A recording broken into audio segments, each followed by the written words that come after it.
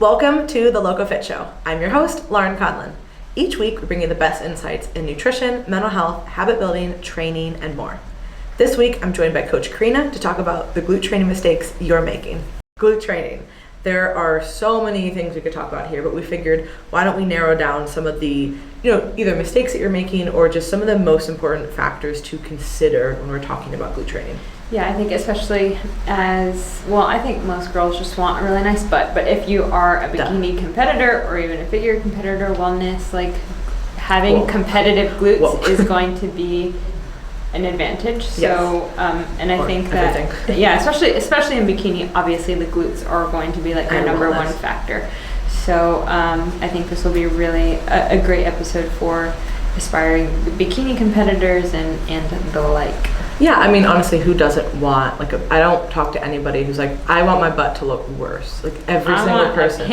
I want a flat ass. No, everybody wants better glutes. Yeah. And a nice shelf back there. Hey, little upper shelf. So let's get into it. First, let's just talk, I guess, just about glutes in general, right? So there's going to be, people always think of like the glutes being one thing, but just a quick little breakdown. There's going to be the glute max, which is really the biggest part. That's going to be like, it's not the biggest muscle. It's a pretty big muscle. It's a big ass muscle. And the most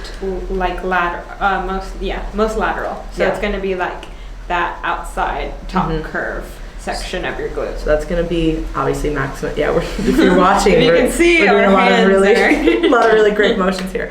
So glute max, and then underneath that, at the top part, it's going to be the glute medius, and then the glute minimus, which is super, super small. And then a lot of people, when they are training too, they're going to be focusing on their abductor. So A, B, D.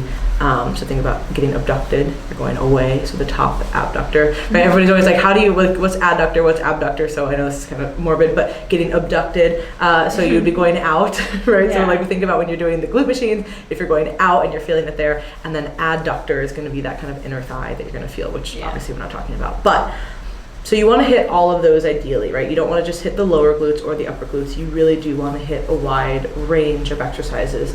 But of course, just focusing on just the glute max is going to be, like if you just do upper glute training, right? Yeah. You're not really going to develop everything fully.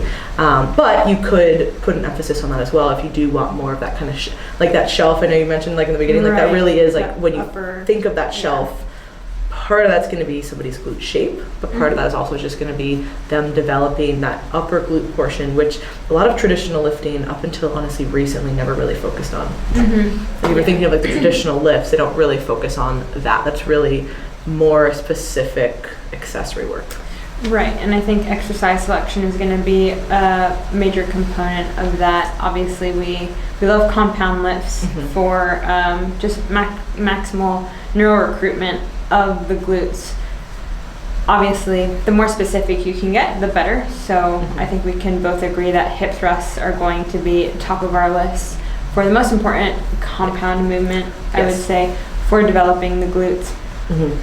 Squats, close second, just because you have the activation of the glutes through a really wide range of motion and a lot, like a nice, like big eccentric, not flexion, like stretch of the glutes at the very bottom. So making sure that you're getting full range of motion, that's going to be super important for the glutes. And then I would say maybe third to that would be deadlifts and good mornings. And then obviously we can get into, so I would say major compound bread and butter for compound, and then obviously there's 100 different ways you can train the glutes through some accessory movements. Yeah, and I think a lot of people will steer away potentially from compound lifts because they're like, I don't really want to get any stronger. I just want to build my glutes. And understandably so, right? Like totally get it. Not a lot of people, like if you don't want to squat or deadlift heavy, you don't have to. There are a lot of, injury risk potentials there. There's a lot of, that's a big learning curve there, right? Which is obviously why hip thrusts have exploded in popularity. They're fairly easy to perform. There's really not a lot of potential to get hurt. Of course, you can still get hurt, but it's a lot lower. And there's really not this big learning curve. So a lot of people can load up hip thrusts without the worry that they might have with squats, right? However, there's a lot of other things that are being developed with the squat. There's a lot of other reasons why you should squat in both of our opinions. Yeah. So we're not saying to disregard that, but the one thing why compound lifts are important, regardless of if you're going heavy or not, right? Like you don't ever need to squat 225 to see glute growth, right? But you are going to be able to overload something like a squat or a deadlift far more than an abductor machine, or any type of banded exercise, or even like something like a step up, right? That's like glute focused, or a lunge that's glute focused. Like all those things are great, but you're never going to be able to load the muscle the same way. So having a program that is well-rounded, again, heavy to you is going to be really relative. And I think a lot of times people will see stuff, they'll see like a power lifter, or even a CrossFitter, and they're like, I don't want to do that. It's like, well, you don't have to do that, you know what I mean? But you can still, if you work up to like 135 with a variety of different like squats and deadlifts, and there's so many different types of squats and deadlifts. You can do front squats, you can do back squats, you can do safety bar squats, you can do box squats, right? You can do pause squats, you can do slow eccentric, and pin squats. With deadlifts, there's so many variations there, especially something like a sumo or even like trap bar. Like I feel that a lot in my glutes personally. So anyways, there's a lot of reasons why you should be doing that, but particularly because you're going to be able to load the tissue in a way that you're not going to be able to do with accessory work. But the accessory work should complement that, and especially for that upper glute development, like we talked about, it's really nice to be able to do stuff very, very specifically, like small range of motion, or like with a band or whatever it might be, and like you'll be able to really, really work that area a lot differently. Yeah, I think when I divide the importance, I think that both accessory movement and compound movements are both important for improving glute strength and growth and shape, but they both have two very specific jobs. Whereas we love compound lifts because you have the potential for maximum neuromuscular activation, simply because you can load it so much heavier. So you're gonna have to really fire every part of the glute to either move, a good amount of weight. And we'll go into like why you don't actually have to lift super heavy. But by the same token, there is evidence to show that in order to increase muscle size, you don't need to be lifting super heavy all the time. And in fact, muscle hypertrophy has been shown through modalities such as like walking and cycling, if you are doing it the right way and if you're focusing on the right things. Whereas accessory movements can be incredibly beneficial, maybe more so of an advantage over compound movements, because you have the ability to actually train to true failure. Like say if you're doing kickbacks or just something that might be a little bit safer to do to failure rather than like a heavy squat. Whereas even hip thrusts you can truly do to failure because it's a bit safer, but we know that when we train to absolute failure for specific movement, we stimulate a lot of muscle growth factors through the accumulation of hydrogen ions and lactate byproduct that sends downstream signaling for the process of muscle protein synthesis. So yes, heavy compounds or moderately heavy compounds are going to be super important, not the most important. And then also accessory movements are also going to be equally important because they give you the ability to train to true failure. For sure. There's so many reasons why you can balance both of them. I think you summarized that super nicely. So next would be training frequency, right? One of the biggest mistakes I would say is that people are either doing too little and they're expecting a lot of glute growth, or they're doing too much. So as always, there is this happy medium, and that is going to differ from person to person, right? How much volume you can tolerate is very different based on just your genetics in general. Some people, we've worked with people who like need deloads a lot more, or people who really just can't tolerate a lot of volume. Other people need all of that volume in order to see growth. So it's really going to depend on the individual. Also, like, what is your calorie status? What is your life status? Like, what are those other things that are happening, right? Training age and training experience is also going to be a huge thing for volume recoverability. Yeah, so there's going to be a few things here, but in general, don't expect to see a lot of glute growth, or not even just growth, but change, right? Because if we're talking about change, maintenance is different, right? Maintenance, that's going to be a moving target for people as well, but that's typically going to be a lot less. But if you're looking for growth, doing 1 to 2 leg days that are a little bit glute focused probably isn't going to cut it. Right. Likewise, you don't need to be training glutes 4 times a week. Right. Right? Like, that's not a good answer either. Like, more is certainly not always better, especially when it comes to training. We do need, obviously we're going to break that tissue down. We do need to rebuild it. And if we just continue to break it down, we're never going to see that growth. So I think a lot of people, especially with traditional splits, how they used to do, that used to not be glute focused at all. Right. It was just like, okay, we're maybe hitting glutes a little bit in there, especially if you look at like the old bro splits, right? Like you were maybe getting some kind of glute training in there. Yeah. But we're not doing hip thrusts in Arnold's. No. At least I don't think. Well, regardless, it doesn't matter. But there was not a big glute emphasis, right? And they maybe were doing a leg day, maybe 2, right? Like they were usually doing 1 leg day a week. But then like the swing, of course, was like, glute training's great. I want to grow my glutes. And then it was like, let's do this multiple times a week. And it was like, I find that it's really, really hard for people. If you do 2 hard leg days a week that have a, substantial glute focus, that's probably good for most people. Yeah. I would say that for the person who is maybe wants to compete, is really, really dialed in with their nutrition, their recovery, all of these things, they can probably add in a third. Like accessory, like glute accessory focus? Yeah. Yeah. That's what I used to do when I was competing. And I was able to do that. For some clients though, it's enough to just do 2. So it really is going to depend, right? Are you always getting injured? Are you always, because you have to balance that too, right? Because if you're always injured and then you're not able to train, well, what's the point of doing 3 days a week if then we have to take 2 weeks off? Like I'd rather you just do 2 quality days for months at a time instead of like having this cycle of off and on. So this is really going to depend person to person. So if you're looking for growth, what I would probably say is just start somewhere. Start adding a little bit from what you're doing right now. Give that a week or 2, see how you're feeling, and then you can progress from there and really be able to dial in like how much is too much or not enough for you. Yeah, I definitely think it's dependent on everyone's baseline. Like for example, myself, I don't have any glute specific training right now simply because my training is more skill specific as I'm competing in CrossFit in a few days.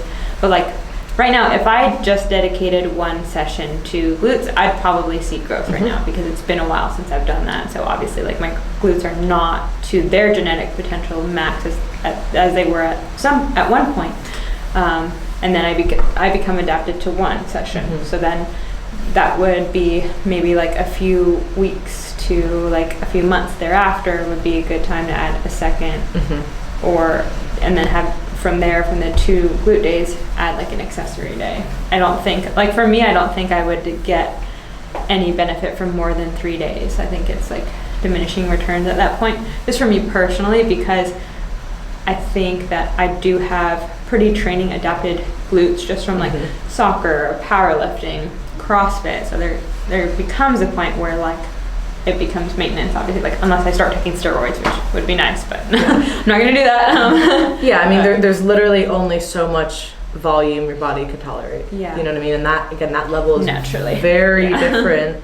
Even if you are enhanced, there's still going to be a level. Obviously that level is higher. The whole point of taking steroids is to be able to recover so you can do more.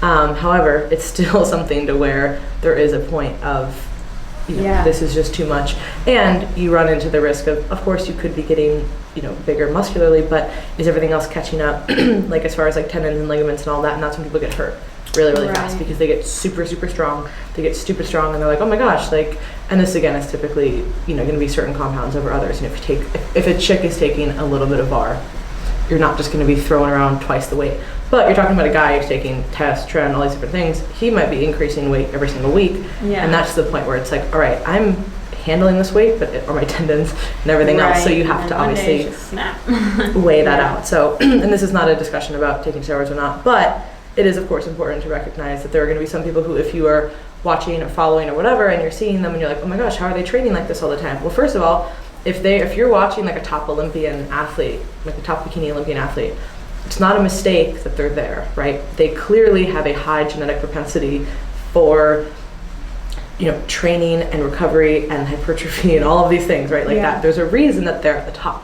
That is not taking away from all of their hard work that has gone into improving their physique, but there's a reason that they've gotten to this place, right? So you can't, and also that is what they are doing for that top subset of people. That is what they're doing for all a living. the time. Like that is their life. So of course they're able to train at a high level. All high level athletes are able to train at a high level because that is what they're doing. They wake up, they train, they eat, they sleep, they nap, they recover, they train again. Like that is the life of an athlete. So you can't be like, oh my gosh, why don't my glutes look like Lorelai's? Well, there's probably a lot of reasons, but one of the reasons is that is what she is doing for a living. Yeah. So that's one of the things that we do want to touch on as well next. But the other thing is just like things outside of training. So let's talk like calorie, what did you call it when you were putting this together? Calorie support. Oh, calorie support. Just calorie support. So because we were like, not a deficit, but not so like just making sure you're eating enough calories to grow glutes. Yeah, like if you again are hi, this is calorie support. You reached too low if it's calorie support. Oh my god, we should totally do a video about that and just like wow, I have such a funny idea. Okay, so calorie support. You need calories to grow. Or stop being a stupid bitch. Hang up. No, but really, you cannot expect to, first of all, not eat, like you have to eat enough protein. You have to eat enough total calories. You have to time your food properly. You gotta sleep. And you have to sleep. You have to do this for a long time, right? You can't be haphazardly eating and be like, why aren't my glutes growing? Well, you're not giving the support that you need to grow these. And it's hard because, again, there's going to be some people are going to have a genetic propensity to gain quicker than others, right? And in certain areas than others, right? Like there's, some people like can barely train a certain body part and they're like, why is this growing?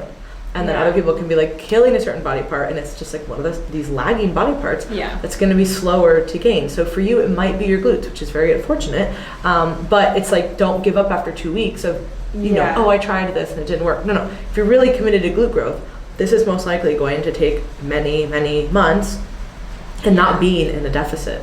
Yeah, I think Chanel is actually like a great example of that because she actually had an injury to her glutes.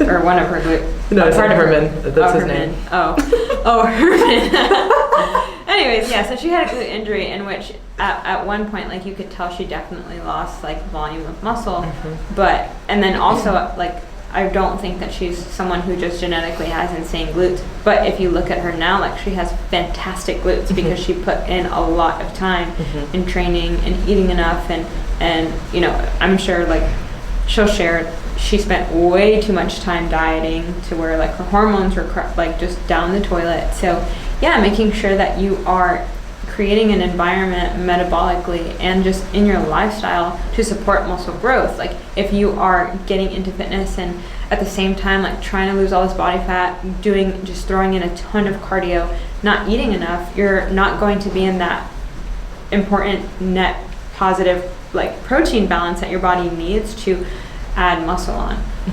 Just making sure that you're eating enough protein, making sure that you're timing nutrients around training sufficiently to be conducive to glute growth is going to be super important as well. And then you mentioned it too, but like not overdoing cardio, right? It's another thing. There's nothing wrong with cardio, but if you are prioritizing glute training and you are also trying to run enough volume to do a half marathon, probably for 99% of people, you're not going to see glute growth, right? And we often talk about like competing goals, right? And so, there's obviously strength goals, there's physique goals, there's endurance goals, there's flexibility goals, there's all these different types of goals. And can you blend all of them? Certainly. But if you absolutely want one thing, if you want glute growth, you have to say, okay, something else is probably going to take a hit. If I'm okay with it taking a lot longer, I'm going to be okay to do all these other things. So it's a lot about the expectation of growth. And this goes for all muscle growth, not just obviously glute growth. That was just the primary focus for this episode. But in general, for any type of growth, if that is your primary focus, some of these other things are probably going to fall to the wayside a little bit. Not saying entirely, right? Like just because you want to grow muscle doesn't mean that you should like never do cardio or like be flexible or you can be strong. No, of course not. But there has to be an understanding that like you're probably not going to be the best at every single goal at one point. And you can also do cardio that is conducive to glute growth. Anecdotally, and also just my time in sport, like if you look at track athletes who run shorter distances or power athletes, gymnasts who have to focus on a lot of like explosive movements, they have great glutes, but maybe not to the like individuals who are running like 800 plus, you know, are not going to have as full glutes. Obviously, like they don't need that full range of motion and that power to push off. Like they're focused on a totally different aspect of performance. But in general, like balancing out activity, cardio, making sure that what you're doing is conducive to your glutes, but also what you're doing is not resulting in diminishing returns, putting yourself in too much of a caloric deficit, not allowing you to recover, to train efficiently, etc. Yeah, I'd probably say the best would either be short hit sessions or low intensity sessions that are not really that are going to be mostly primarily like fat burning, right? And not really be too taxing on your body. Or short hit sessions. Doing stuff like a lot of zone 2 or a lot of like miss is probably not going to be ideal. That might be great for cardiovascular training, but probably not ideal for holding on to muscle. And again, that's a great example, like looking at those types of athletes. And of course, there's more than that, right? There's so many other factors and whatever. But definitely calorie support. Call them up when you need it. So I did want to touch on, I think something, and we already mentioned it a little bit, but glute growth expectations. And shape. But I wanted to ask you this at the beginning. But I feel like this would be a good segue into this. Okay. Who is, of the top bikini athletes you can think of, who has your favorite glutes? Oh, Lorelai for sure. Lorelai. Her glutes are really nice. Insane. Okay, so I wouldn't say this person has like my favorite pair of glutes. But every time I look at her glutes, I'm like, that is not normal. Okay. Ashley Kaltwasser. Yes. Hers are I'm like, that's insane. She has. And I'm like, that can't be real. Obviously it is, but it's just like when you look at her glutes, you're like, that just doesn't look normal. Like they're so insane. Because she's at least she's also someone who is a power athlete previously. Yeah, she was she ran track. She always is doing like crazy gymnastic stuff. So like, I don't know if she had like a formal background in that or not, but she does a lot of those things. So, on the internet. So she's got, on the gram, she's doing some gymnastic shit. But anyways, so she has that background, but like, it is interesting because she's not a very big person, right? She's not somebody who is. Her glutes are just like. Yeah, she's not like super jacked everywhere. Yeah. She clearly has muscle everywhere. It's not like we're saying that she doesn't. No. But I think if anybody looks at her, she kind of have like a petite frame. Yeah. But these glutes are just like I know. Disproportional almost. But yeah, but they're like so round. Yeah, but you can tell like it's muscle. Oh, it's 100% muscle. Yeah. but yeah, I wouldn't say like.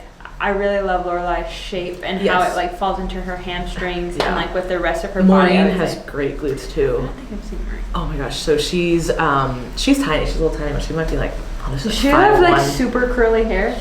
No, I'm thinking of somebody else. No, she anyways, I'll show you a picture, but like she's very, very short and petite, but like her glute shape is just like incredible as well, and it's just like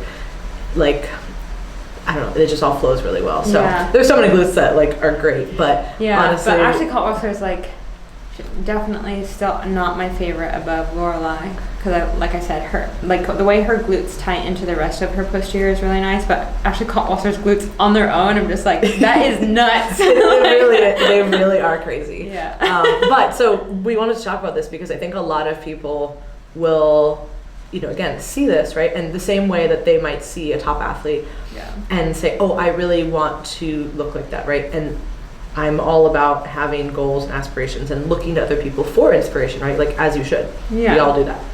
But you have to then put yourself into the expectation and like the reality of like, okay, first and foremost, genetically, obviously there is a predisposition to have glute growth, a certain glute shape, right? Glute shape is everything. A lot of people who have seemingly great glutes do not necessarily, and especially when I'm talking about bikini competitors, they don't really have big glutes. Now, obviously, people were talking about, yes, they have big glutes and great shape.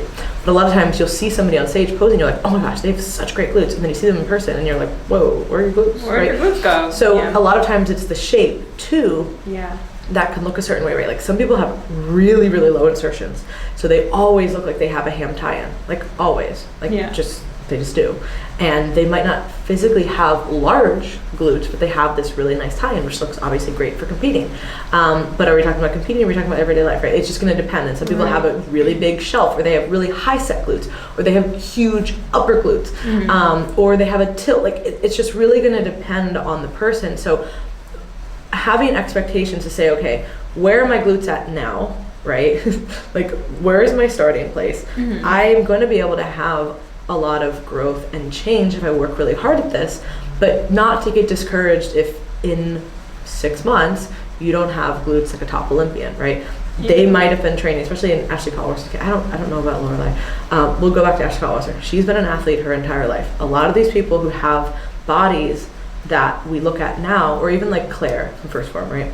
Like she is somebody who, like if you look at Claire Thomas, if you look at her on Instagram, you're like, this chick's impressive. In person, she's even more impressive. Like I'm talking, this chick is super jacked, but like in a very just like feminine way, and like everything just flows really well, and like I don't know, her physique is just crazy, right? And you're like, damn, like, oh my god. And then you're like, wait, she's like lifting on her van. Like, is this how I get jacked like Claire? And it's like, no. First of all, she trains like every day, but also she's had her whole life. She's been a top level athlete. So it's like those things matter a lot, and we talked about that on that one podcast, like the human baseline hypothesis. Right. Yeah. And her let's baseline was set recap very that early. Yeah, let's recap that really quick, because I think that's that plays into this nicely. Because if somebody's listening, or they're just starting to train and they're like 35 or 40 and they never played sports, and they're like, how do I get glutes like this? It's like, well. Yeah. So we take the example of Claire, who, well, not if we're starting like from now backwards.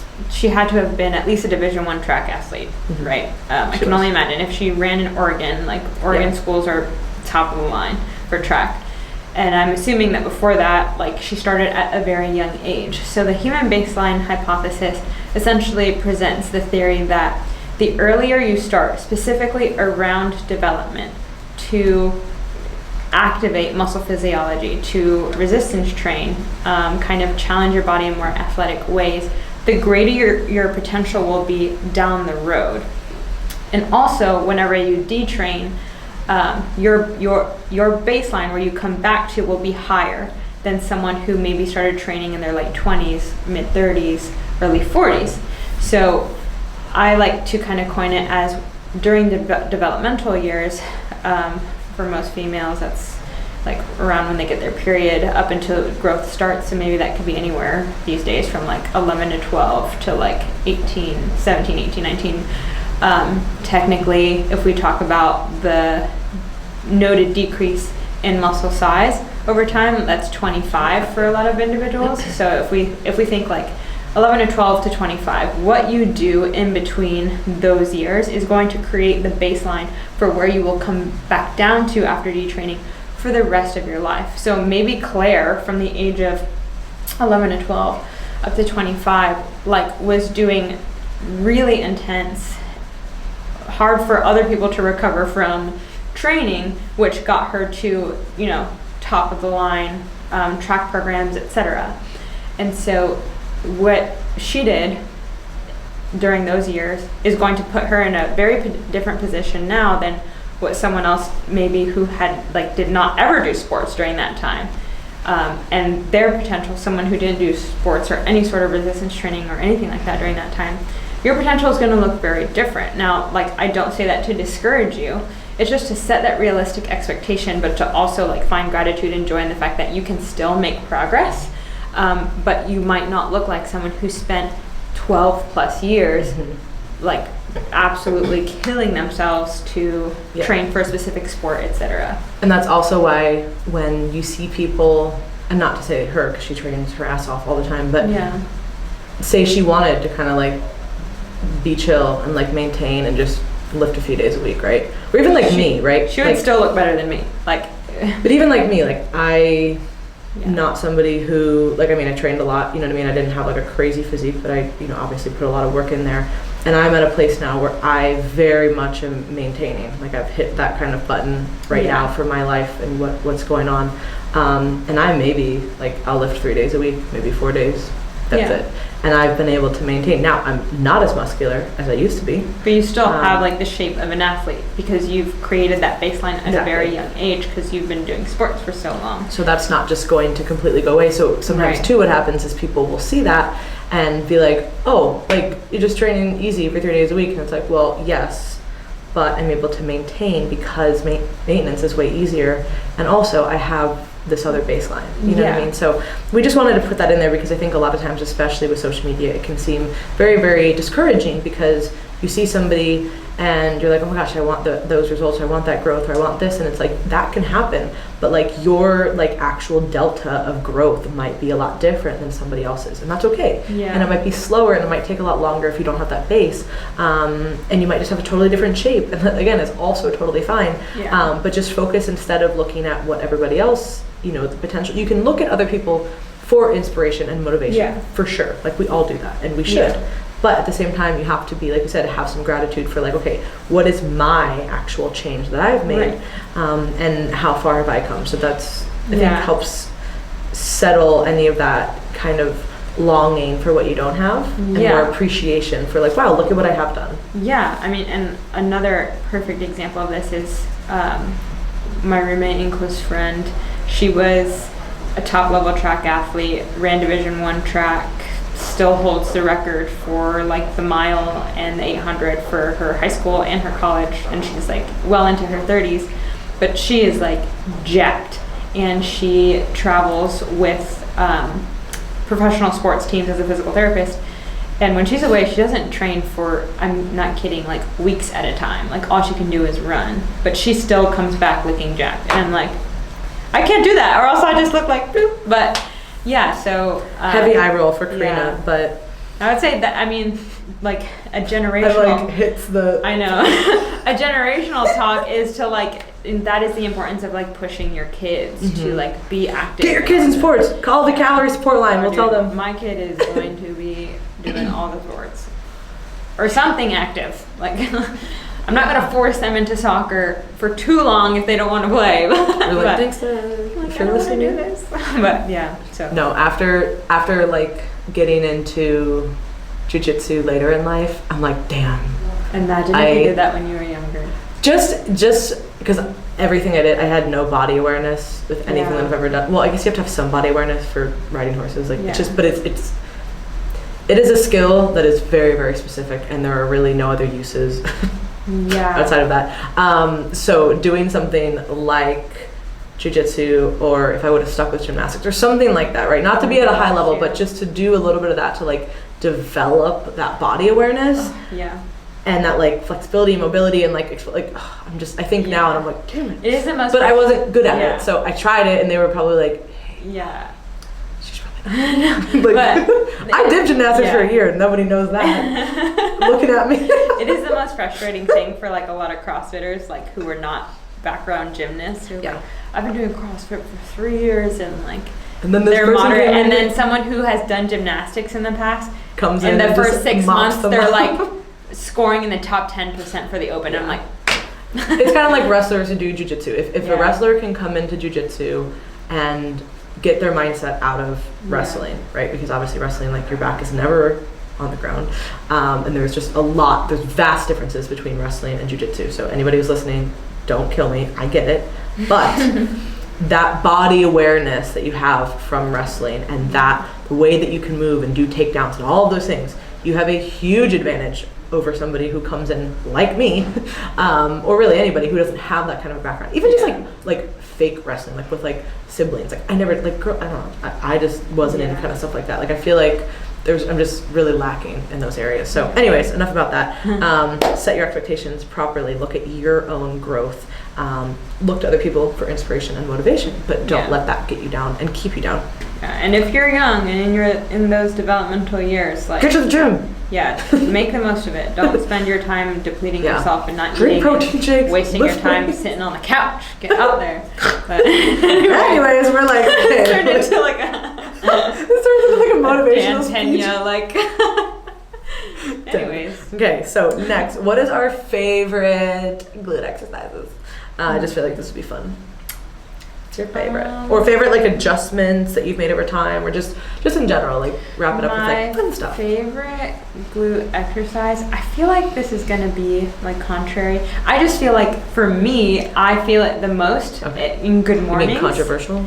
Like, because I feel like most people would say, oh, hip thrusts, because that is the most specific and the best thing to do. But I really like the stretch that I feel when I do good mornings. They just feel good. Ooh, like bent leg good mornings. Yeah. Ooh. So, light that shit up. One thing that I recently saw from Knees Over Toes guy, I'm like mixed on my feelings with him. Does he have a name? I don't know what it is, but because he just changes his name. Yeah, because I know not everything he says is evidence-based. It's more anecdotal. Anyways, side rant. It's like a good morning that you do seated on a bench, and it looks like it feels so good. Mm-hmm. So that I just like any stretch of the glutes that's like relaxing almost. Those are my favorite. All right. And next point. I'm just kidding. I do love good mornings, and obviously anything that you do with a bent knee is going to be more glute focused. If you're doing, so if you're doing RDLs, if you're doing good morning, whatever. But I do love those. Definitely love a hip thrust. I do not like heavy hip thrusts. Never have. Never will. Maybe my glutes are weak as fuck, I'm not sure, but I can't ever really lock out fully or properly when I go heavy. Feel it. And I just don't really feel it. And I've talked about this before, but I've talked to Brett about this extensively, and basically there's about a 50-50% of people who the heavier they go, the more they feel it in their glutes, and the other half of people at some point they kind of top out and they no longer feel it in their glutes the heavier they go. So for me, I'm like, all right, if I can be using other compound lifts to progressively overload, not saying that I'm not going to progressively overload hip thrusts, but I'm not going to look at somebody who's like, oh my gosh, why are they hip thrusting 315? And I'm not. I don't need to. I feel it with lower weights, so why not save that intensity for other lifts? Not like I'm doing 315 on anything, well, let's be honest, but so I would definitely say I love hip thrusts. I love the 45 hyper. Oh yeah, I haven't done those in so long. I forgot about them. I love those, and I like doing them. I know that the glute focus ones are really big, but honestly, I like even the regular ones because now obviously you are hitting your lower back as well as your hamstrings. But those are both important things. Yeah. And if you're locking out at the top, like you are using your glutes, you know what I mean? Mm-hmm. So I think that both are useful, and I'm not like ever like, oh my God, my back hurts so bad and I don't feel my glutes. For me, I don't. I feel everything kind of in concert nicely. So I love those because you can do them just body weight. You can do them with a band around your neck. You can do them with holding a weight. Yeah. There's so many different ways to hit those, and like I just every single time I do them, I'm like, damn. Yeah. Light my shit up. Yeah, I think touching on that, the one thing that I've changed the most about my glute training and like thinking and like school of thought around glute training, I was definitely of the camp that like you need to lift heavy to get growth. And I used to try to lift everything super heavy in an attempt to increase muscle hypertrophy, but that actually never worked out for me. And I feel like I get a lot more growth from, like I said, lifting light enough to where I can take it to true fatigue, accumulating metabolic byproduct, and that I feel like is what really helps me. And so I would say my biggest thing is just training lighter, like not so light that you don't even have a stimulus, but not like just trying to max out every single lift. And I would say, going back to I can't feel it when it's super heavy, I'm someone who is very hamstring dominant. Yeah. So like when things get heavy, just my hamstrings just take my hamstrings just take over. And so like I don't even know like what's going on with my glutes, and I can't feel them because what's happening here? No, but when I say like I can't feel them, it's because like my hamstrings are doing all the work. So I have to go light enough to where I can actually like make that mind muscle connection to just allow my glutes to work, because they're not. And as sad as it is, my hamstrings are not stronger than my glutes. So then like my glutes just take over. Or my hamstrings just take over. Yeah. No, the mind muscle connection really is important. And especially when we're talking about hypertrophy and growth, we can't discount things like that. Like it is, again, adding weight and having progressive overload is certainly important. You're not going to get glute growth by just doing banded kickbacks. It's not happening. It's not going to cut it. You need some stimulus. You need stimulus. But do you have to do all these other things super heavy? Potentially no, right? And everybody, again, is going to recover different. I don't know, my genetic makeup, I am not meant to lift heavy weights. Like every time I lift heavy, I get fucking hurt. Doesn't matter what I'm doing, who's telling me how to do it, who's programming. If I'm getting body work every week, I've tried everything. I'm literally built for endurance. So like, I think that just my body, like as soon as I get heavy, it's just like, we're shutting down. Like just no go. Endurance shit, I could do 25 now. Would it be hard? I'd be gassed, but I could do it, and I can tolerate that type of training. Just like I don't have to run, and I can literally go for a run and be like, I'm tired, but like I can do that again. Yeah. Whereas like if I tried to do heavy squats, I legit would have an injury in 2 days. Like it is so unfortunate, but it just, you know, and I recognize, okay, like it's all good. I'm never gonna be a world record powerlifter. It's okay. You know, I did a powerlifting meet. It was super fun. But I don't have to do that, and that's not what I care about either. So it's like, I'm glad it doesn't mismatch. What's the biggest thing you changed? I would say for glute growth or just glute training? In general. Well, in general, I just train a lot less, but that's just because of life. So now for glute growth. So probably the bad answer there. What not have you trained yourself, but maybe like your school of thought? I would say being a little bit more intentional with the training, because I think especially when when I was competing so heavily, it was like gotta do more, and between dieting and posing and doing all this training kind of haphazardly, throwing more volume in there, and maybe doing movements that maybe weren't the best for me, right? I dealt with a very weird kind of glute hip injury, like undetermined still to this day, like what that was for a very long time. And I just kept going back to those things, and I would like overload and do like the abductor super heavy, right? And it's like, yeah, I can do it. Like I can actually do this, but is that really the best thing for this really, really tiny muscle? Probably not, right? Also, can I do a lot of banded stuff? Yeah. Do I need to be doing that every session? Do I need to be, probably not. I need to be more intentional about the movements that make me feel best, right? Like what is gonna work for me? Of course, changing it up so you don't fall into the same patterns over and over again. Right. So there has to be some, variation there, but not trying to just throw everything on and say, okay, like more is better here. So I think just through all of these injuries, I learned like, all right, what is going to work for me better? And then I also found too that when we touched on the cardio a little bit, for me, 100% in order to maintain my glutes and not get injured, or at least be less injured and maintain my glutes as much as I could, low intensity walking was the best cardio for me personally. And again, maybe that's just my genetic makeup, being more kind of endurance based, but for me, I was able to hold on to my muscle easier when I did that, and not get as injured, which allowed me to continue to train.